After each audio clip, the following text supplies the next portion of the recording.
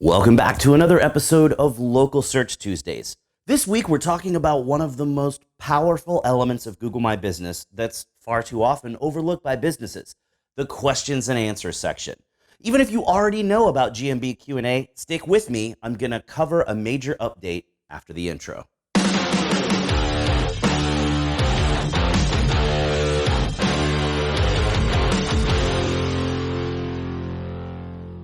In late 2017, Google added the questions and answers section to Google My Business profiles. And even though it's almost 3 years later, most businesses still either overlook it or flat out ignore it.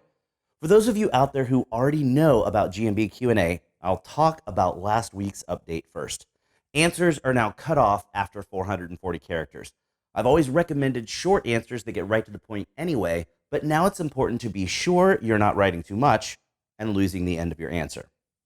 If you don't know what the GMB questions and answers section is, it looks like this.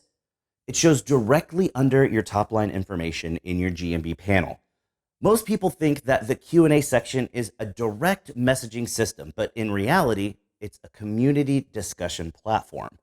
That means anyone out there can ask a question about your business, and any random person can answer that question.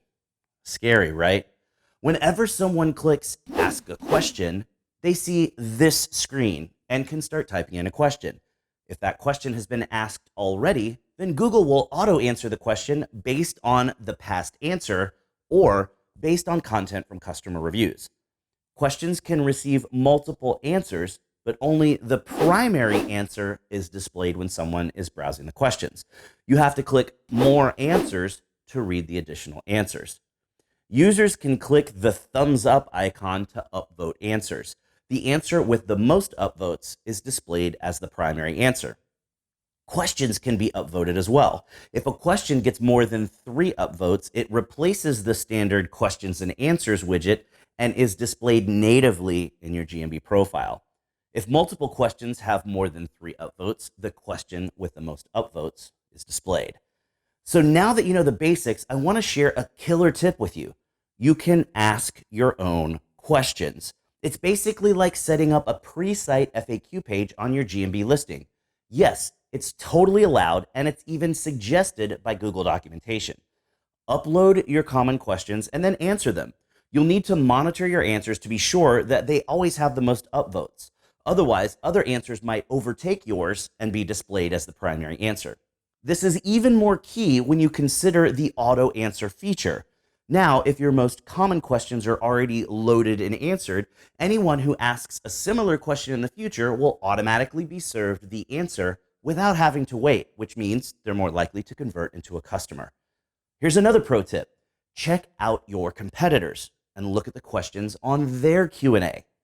Add those questions to your own Q&A.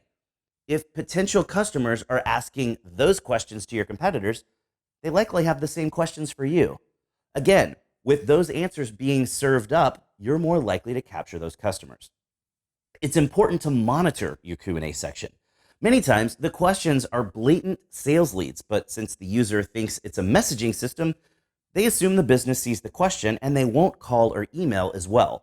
If you aren't paying attention, the question goes unanswered and you lose that customer.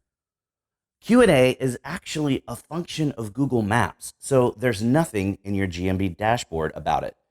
If you want to load or answer questions, you have to do it on the GMB panel that's public facing.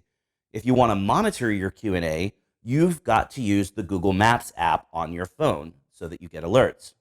Otherwise, you need to use a third-party tool to monitor your Q&A section. So now you know about the Google My Business questions and answers section and why it's so important to optimize your customer experience there. That's all the time we've got for this week's episode. So make sure you come back next week when I'll be sharing some fun examples of Q&A shenanigans out in the wild. But now, you know what time it is. Put your hand on the screen right here. We totally just high-fived because you learned something awesome. Thanks for watching, and we'll see you again next week for another episode of Local Search Tuesdays.